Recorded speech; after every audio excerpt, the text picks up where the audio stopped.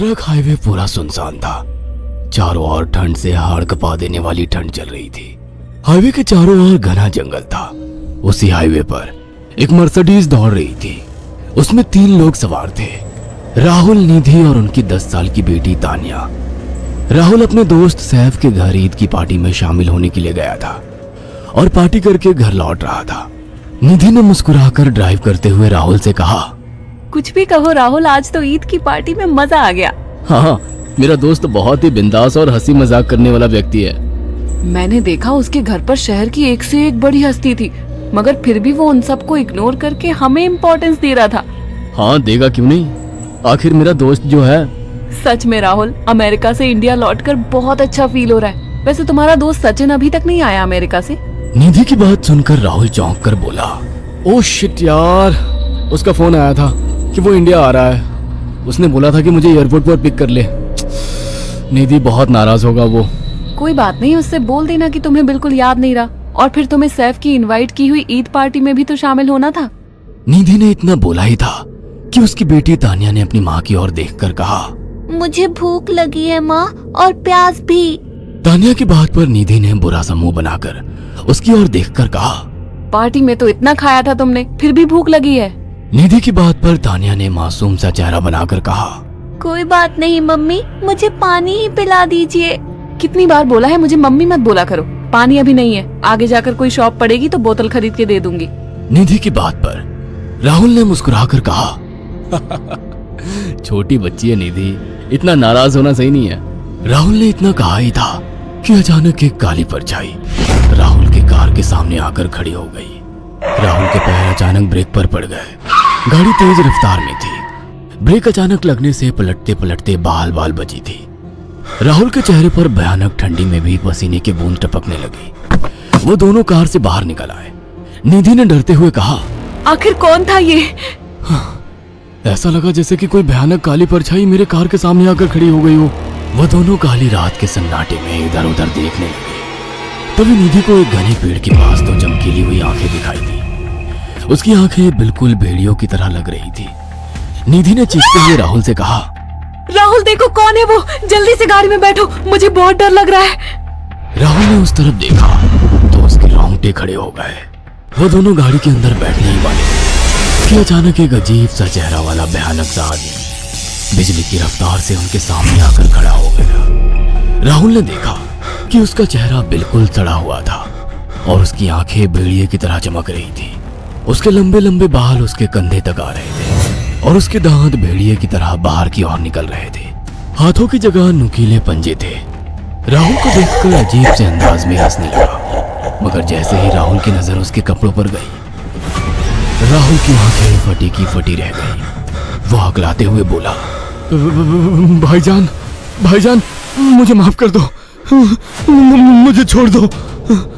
राहुल ने इतना कहा ही था कि अचानक उस अजीब से दिखने वाले भयानक आदमी ने अपने पंजों से राहुल की गर्दन कसकर पकड़ ली और एक ही सेकंड में उखाड़ कर जमीन पर फेंक दी। राहुल के धड़ से लाल रंग का खून का फुहारा फूट पड़ा।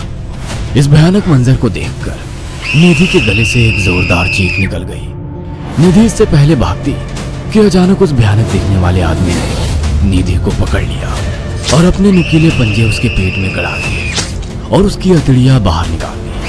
निधि की एक दिल दहला देने वाली चीख सन्नाटे को चीर गई। अचानक हवा का एक बवंडर उठा और वो भयानक सा दिखने वाला व्यक्ति देखते ही देखते बवंडर के साथ गायब हो गया। तानिया ने डरते डरते निधि के मोबाइल से पुलिस और सैफ को बुला लिया और कुछ ही देर में वहां चारों ओर पुलिस की गाड़ियां थी। पुलिस ने राहुल के दोनों दोस्त सैफ और सचिन को वहीं बुला लिया। इंस्पेक्टर अर्जुन ने दोनों से कहा, मैंने ऐसी हत्याएं अपने करियर में कभी पहले नहीं देखी। ये काम तो ना किसी जानवर का लगता है, ना ही किसी इंसान का। सचिन कपकपाती हुई आवाज में बोला, आप कहना क्या चाहते हैं? कुछ कह नहीं सकता। जिस किसी ने भी इन दोनों को मारा है उससे एक बात तो साबित होती है कि वो इन दोनों से हद से ज्यादा नफरत करता था। अब सारी सच्चाई तो ये बच्ची ही बता सकती है। इतना बोलकर इंस्पेक्टर अर्जुन तानिया के पास चला गया, जो बेहद डरी हुई थी। तानिया ने आंखों देखी सारी घटना इंस्पेक्टर अर्जुन को बता दी।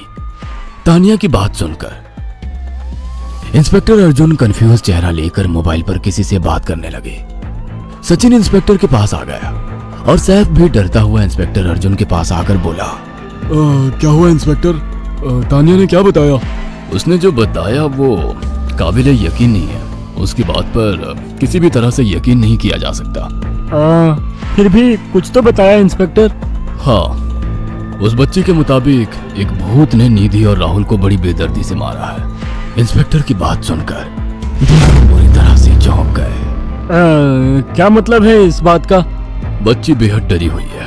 हम आगे की तफ्तीश जारी रखेंगे। निधि और राहुल तो चले गए, अब तानिया को मैं रख लूंगा। नहीं नहीं, राहुल मेरा अच्छा दोस्त था। तानिया अब मेरे साथ रहेगी। देखिए, बच्ची के माँ बाप अब इस दुनिया में नहीं है और आप दोनों भी शादीशुदा है। मुझे नहीं लगता कि आप दोनों बच्ची की सही से देखभाल कर सकते हैं। मेरी कोई औलाद नहीं है। मैंने अपनी पत्नी को फोन कर दिया है, वो भी IPS ऑफिसर है। ये बच्ची आज से मेरे साथ रहेगी। उसका मासूम चेहरा मेरे दिल में उतर गया है। अब तुम दोनों जा सकते हो। पूछताछ के लिए मैं जब भी तुम्हें बुलाऊं तुम दोनों आ जाना। इंस्पेक्टर ने ये बात बोली ही थी कि अचानक वहां पर मौसम बदल गया। चारों ओर काली घटाएं छा गई और एक भयानक बवंडर उठा और देखते ही देखते सब पुलिस वालों के सामने वो भयानक चेहरे वाला आकार सबके सामने खड़ा हो गया। उसको देखकर सबके रोंगटे खड़े हो गए। देखते ही देखते उसने अपने भयानक पंजे सैफ की आंखों में डालकर उसकी आंखें निकाल ली। सैफ ने चीखते हुए वहीं दम तोड़ दिया। उस भयानक आदमी को देखकर सचिन उसके पैरों पर गिर गया। तुम तो भाईजान से कपड़े पहने हो। मैं समझ गया, तुम भाईजान हो। मुझे माफ कर दो भाईजान, मुझे यहाँ से जाने दो। मैंने कुछ नहीं किया था। वह भयानक चेहरे वाला गुर्राते हुए बोला, बता इन सबको कि ये सब इतनी भयानक मौत क्यों मरे। सचिन दौड़ता हुआ इंस्पेक्टर अर्जुन के पास गया और बोला, मैं जानता हूँ इसने इन तीनों को क्यों मारा। इसका नाम भाईजान था। जब ये जिंदा था ये किसी का भाई किसी की जान था।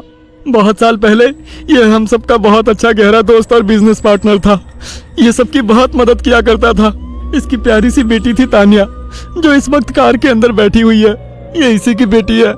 भाईजान अपने सारे पैसों से एक बहुत बड़ा हॉस्पिटल खोलना चाहता था जिससे गरीबों का मुफ्त इलाज किया जा सके, मगर हम तीनों इसके लिए तैयार नहीं थे। हमारी नीयत उसकी दौलत पर खराब थी और एक दिन हम सब धोखे से ईद के दिन भाईजान को यहाँ ले आए और इसे मारकर फेंक दिया। तो फिर तुम सबने इसकी बेटी को क्यों जिंदा छोड़ दिया?